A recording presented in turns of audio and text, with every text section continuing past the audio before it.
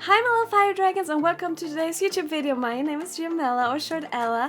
I'm a demon princess and dragon tamer, and today we will be talking about a great show that no one has ever seen on this whole planet. A show that is just so deep and emotional that you will never forget about it ever again. Boku no Pico. Okay, no, we're not talking about that abomination. We're talking about Hazbin Hotel today. A show that has been in the works for 5 years now almost. I think the pilot came out in 2019, if I remember correctly. And the first season finally aired this February, if I remember correctly, or January? Anyways, a great show with great characters, great character writing, and great f***ing songs like Hell is Forever. Like, come on. We might love to hate Adam, but that fuck has a great villain song. It's one of the best songs ever, and I am in fucking love with it. Like, come on. Let's be honest here. I still hope you will enjoy this. I put a lot of time and effort into this. I wrote this whole script myself. It's the first time I'm actually scripting a YouTube video like this, so tell me if you enjoy this. If you do, I might do more videos like that more often. Who knows? I hope you enjoy this and have fun watching, so let's begin. His voice means to deceive you. My voice just wants to leave you. Do you want to get eaten in a literal way? You fucking weirdo. Alastor! Do you mind? I'm in the middle of breakfast. But okay, let's put this aside. Alastor.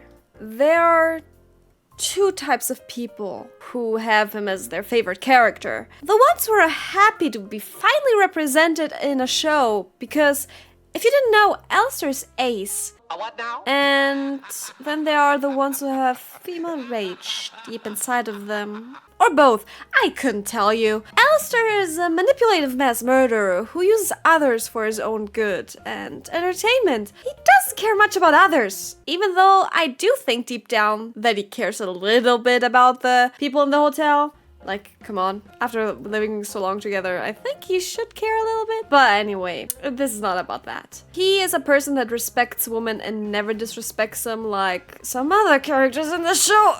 Adam, misogynistic much. Alastor is a well-educated gentleman who knows how to put on a mask and act in a different role. Well, it looks as though I need a visit to the tailor. Best of luck, chum! If he's your favorite character, just like him, you might have been forced as a little child to put on a smile and act in a certain role no matter how you actually felt or what emotions you had. Having to put on your best all the time and having to act away can get exhausting very, very fast. You wish that there would be people who wouldn't push your boundaries and finally adjust to you, and not you always having to put on an act and adjust to other people. If you remember, he once said that Just because you see a smile, don't think you know what's going on underneath. A smile is a valuable tool, my dear. It inspires your friends, keeps your enemies guessing, and ensures that no matter what comes your way, you're the one in control. he's good at hiding his true emotions and intentions. Just like you. You got huge, and I mean huge ass trust issues and won't let anyone close to you. I wonder, how would it feel if someone finally was able to look past your carefully crafted persona and wall that you built up to protect yourself from getting hurt again? You prefer staying alone and isolating yourself over letting somebody close and showing them your true feelings. I mean, he almost died and preferred isolating himself over letting the people of the hotel help him. Or when Husk tried to warn him about Mimsy. Mimsy, whore.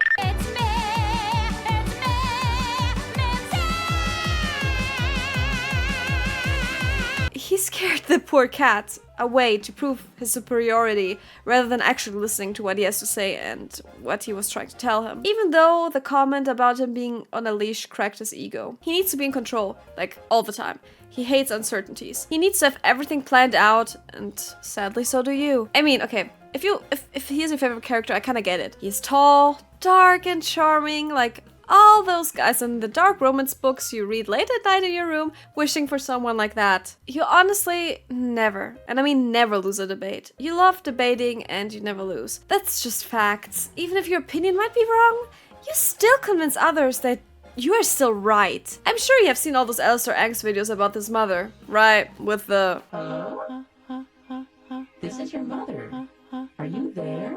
I'm sure you have at least watched a few of them. There's no way you missed them if he's your favorite character. Alastor is not an easy character to analyze because we haven't seen much of him, but Alastor is a person who knows and sees everything. He's constantly watching and is one of the most perceptive characters in the whole show.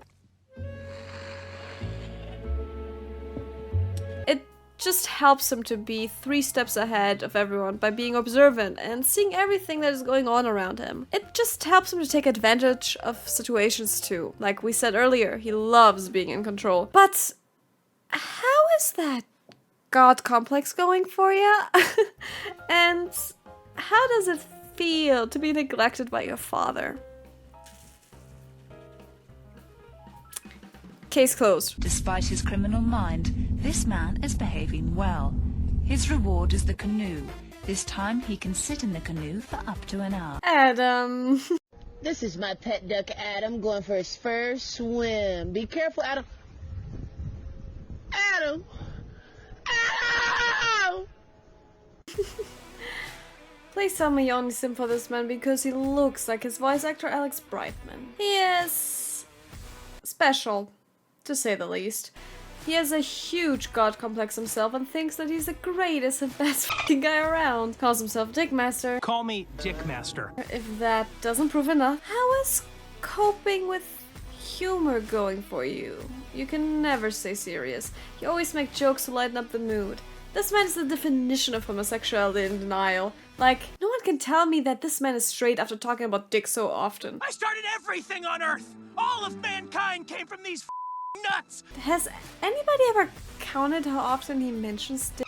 Specifically his own. Same with Alastor, you fear of getting attached. I mean, Adam lost 2 wives, and the only one who stayed until the end was Lute. The only time we'd seen him smile genuinely was when he was dying and being held by Lute. But in all honesty, he probably wasn't like that right from the beginning. I feel like he had been different at the start. I think he was hurt so often that he grew attachment issues and that he's overcompensating with overconfidence with it. And it's like, do you know who I am? I'm Adam. I'm the original dick. All dick send from me. To overshadow his insecurity of being abandoned and not being enough. He is obsessed, and when I say obsessed, I mean obsessed, with naming stuff after the female organs. It's why I named you after the best thing ever, Vaggie. You know what I'm talking about, like, come on, Vaggie. But how's it going with you and all your plants and your stuffed animals that all have different funny names? How's that going for you, huh? Sometimes you are the only one laughing at your jokes, and that is okay. You have a weird sense of humor. And sometimes very sexual, but it is amusing to some people and it makes you stick out. I mean, I have to say, I did crack up in some jokes that he was saying, even though they were somewhat misogynistic. But Adam is still a great character, so it's fine. You just live for the drama too, by the way. I just want to clear that out. You love creating it and you love watching it. Don't deny it, you cannot. It's too good sometimes to walk around with a coffee or a bubble tea in your hand with your friends and just gossip about everything that's happening and talking about some idiots or something dumb that someone did. Like, come on, if you remember the scene with Lute and Adam just walking down the street drinking tea, that's what I'm talking about. Tea, coffee, I don't even remember what they were drinking. Holy shitballs, am I seeing who I think I'm seeing? But that's what I mean. That bitch is a drama queen, but we love him for that. He's a great character. Gotta admit that. My baby, you're my baby, say it to me. My all-time favorite crackhead. Whatever means I can keep crashing here rent-free. Crack is expensive. Well, you're either horny and kinky, or you got huge-ass trauma. There's nothing else. It's either or. You are a disaster like him, but both of you are everyone's favorite disaster. He also enjoys putting on a different persona to protect himself, like, I just realized, all these fucking characters are so fucking mentally ill. Like, I mean, what do you expect from an adult show? Haha. Anyway, how is always being so sarcastic going for you? I love to suck I swear to you say popsicles, you sicko. Get your mind out of the gutter. But you know, too. You might not show it as often as you would like, but you care deeply about your friends and the people you care about, and would do everything in your power to protect them and keep them from making the same mistakes you have made in the past, maybe. You're hypersexual, like, obviously, and you think people only like you for your body. Like, it would be the only thing you're good for, but it's not. You're pretty insecure and try to hide it by overconfidence. You're a huge people pleaser. Like, come on. If that isn't obvious, you're literally and metaphorically a people pleaser. Stop letting people step all over you. Unless you like it. I mean, there's a kink for that, I'm sure. There's a kink for that, I'm sure. You're pulled towards red flags like a bull to a red flag. Yeehaw, I guess. You probably read Haunting Adeline and loved every second of it, didn't you? Do you really want to get f***ed by a Angel strikes me as the ragdoll type of cat, the white cat. You're easygoing and like to go with the flow. If I have a dumb idea, you'd be the first one on board with it. You're on board for every stupid idea. You would never judge somebody for what they have done and try your best to comfort people the best you can. You know, you could totally tap that. Don't be gross. You might not seem like it most of the time, but you can be calming to be around. You're very empathetic and sweet when you gotta be. You sadly bury your emotions deep inside of you. You don't like talking too much about your feelings. It just makes you feel weak and maybe pathetic. It's just not your thing. So you cover it up with the characteristics mentioned above. Stop making yourself the clown. People aren't dumb. They realize something's up. They just want to help you, love. It's never gonna work on me, so all you're doing is making out of yourself with this fake bull. Call me fake one more time, mother. I dare you. Fake. Oh, God! Done. Sadly, sometimes when you ball up your emotions for too long, they blow up and you crack. You open up to somebody, maybe not the person you expected it to be, like Angel did to Husk. But it helped, didn't it? Do it more often. It helps to talk about your emotions and feelings. You are a huge ass roast machine. If someone hurts your friends, you analyze them, find the weak spots, and obliterate them. Or maybe you're just like me. You just want to hug that little spider and tell him it's all going to be okay and give him the best life he freaking deserves. Like, come on. My poor little baby. I love him so much. I swear, I love him. If you feel like that, like me, you're probably the mom friend of the group. You just want to nurture and take care of him like a child. You want to take care of him and the way you wish people would have taken care of you. This is maybe a hard pill to swallow. Believe me, I gotta do that too. But you must realize that you cannot and shouldn't save everyone. Like, yeah, listen to them, try to empathize with people, but people must fix themselves and help themselves. Drop that fucking savior complex like a bomb, please, I'm begging you, it's not healthy. You made things worse. I just wanted to help you. Well, you ain't. I will mention this part just briefly, but if you relate to our dancing little spider boy, with the pain and suffering he had to endure and go through, then I'm very, very sorry, my love. You're not broken. You're just deeply hurt, and I'm sorry you feel like you might be worthless or trash, but you're not. You deserve so much better and so much more than what you think you deserve. You deserve to be loved the way you are and appreciated. You just deserve to be loved the way you are. It might be hard and long way to heal and get to a better mental place, but there are people around you who care about you and love you deeply, I'm sure. You're never alone. But on a funny note, you probably listen to Miley Cyrus. Plastic Heart could be like Angel's theme song. And P.S. I was always being broke going for you. Like, you're probably the sugar baby of your group. To break this very emotional moment, we're gonna talk about somebody very funny. The f did you expect to find in her? She's an energetic ball of chaos waiting to explode. No thoughts behind those eyes. Technically, just wanting to cause terror and fear. You're down for literally every bad decision that anyone makes. Anyone. Sometimes you ask the most bizarre questions, and you can break tension by doing so, or saying something funny as a joke. You're good at that. You think it's funny when people stare at you confused, don't you? You like pain. Yay, pain! You sadist. Or a masochist. Either way, you're a kinky f***. You probably have a Virgo placement, and you are a virgin. You must have everything clean and in its place, or you will explode. You need freak. You might have a slight chance of having OCD, I'd say. You probably chase your older siblings around the house with a knife after an argument. How about this? If you see an angel, stab it. Stab, stab, stab! Hey! Not him! probably also have a weird fascination with knives, or fire, or anything that's explosive. And no, I will not let you alone with those things. Nifty! Not only do you need therapy, but you also need to have whole psychiatry for yourself. Weirdly enough, you love your feminine side and embrace it like you embrace your weirdness and mental issues. Sometimes I kill mother bugs in front of their children as a warning to others. Who hurt you? The voices in your head are probably right about jumping off a cliff. Because often you don't look left and right when you cross the street. And you're somewhat suicidal, but not on purpose, of course. There's no bigger red flag than you, but you wish to find one. But realistically, there is no one. Not even Adam is as big as a red flag as you are. Stop chasing after every f***ing animal and red flag you can see. Like my person.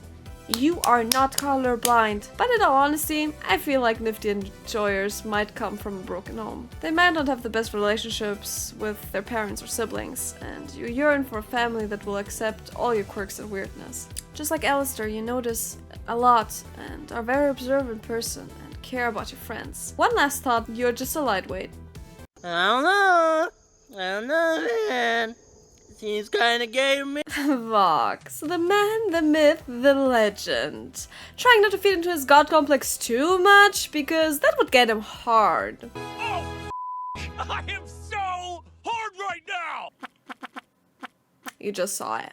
Well, sorry my guy, you were not the first character I was talking about today, but you at least are in my first video. No! Fuck you! I am not sorry, Vox. So, let's begin. Drop your freaking competitiveness, my guy, please. Not everything is a competition.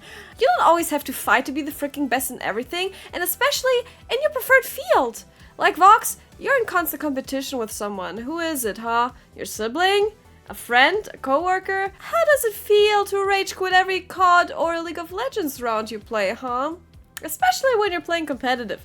Actually, you only play competitive. You're the type of person who thinks that once they achieve something, they will be happy and continue to set higher and higher goals for themselves, stressing themselves out and working really hard to achieve those goals. Because, let's be honest, Vok is a really hardworking man. Manipulative, but hardworking. I don't really think he ever takes any breaks. He is an extremely ambitious person. Like, extremely. But sometimes I wonder when was the last time when he truly felt any real joy or happiness in his life. That man rarely does something for fun, and it's always about work for him. I mean, I get it. He is a character you can admire in a way. He built his company up from the ground. He became the biggest, and I mean the biggest tech company in hell, and he can control and manipulate people with just one look. And also he can calm down our little drama queen of a moth. Great idea! Now that's why they pay you the big bucks. With just a look. Let's be honest, this man has control over his life and everyone around him. Except the one thing he cannot have, which makes him go batshit crazy. What did you just say? My phone just vibrated. Okay, listen. Stop expecting yourself to be perfect all the freaking time. Why is it okay for everyone around you to make mistakes but not yourself? Relax. You don't have to be ahead of everyone, perfect, or have control of everything literally to feel safe. Hypocrisy much, huh? You can make mistakes. It's okay. Like, it is okay for others to make mistakes, but why isn't it okay for you to make mistakes? It is okay. Stop thinking it's not. I, and probably you do too, admire and wish to have the determination this man has. And let's be honest, he's extremely hot. His voice, his looks, his confidence just makes him attractive. This is better than sex! Enemies to lovers for the win, I suppose, huh? You love reading those types of books, That's what you like to read, don't you? By the way, how is your love life going, by the way? Not too good? Do you need someone to actually prove really hard that they love you, or else you won't believe that you deserve it? You don't think, like Vox, that someone will ever really be able to look past the little shell you created so you just enjoy those fantasy books of yours. I mean, Vox also got Disney villain aesthetic. He's a cool villain, let's be honest here. But all of the V's do have that vibe. Except Velvet. One last thing. I feel like Vox's theme song would be She's So Nice from Pink Eye. Okay, listen, don't take this seriously, but we're gonna add him anyway. Saint Peter. This boy is a bottom. Yeah, you only like him because of the moaning in the song. Like, you know, everyone is... I mean, it was just too funny. I loved that scene. And you probably are pansexual too as well, you simp. Alright, I think that's it with What Your Favorite Hazbin Hotel Character Says About You, Part 1. I really do hope you guys enjoyed it, and obviously, if you disagree with what I said, you're wrong. I'm always right.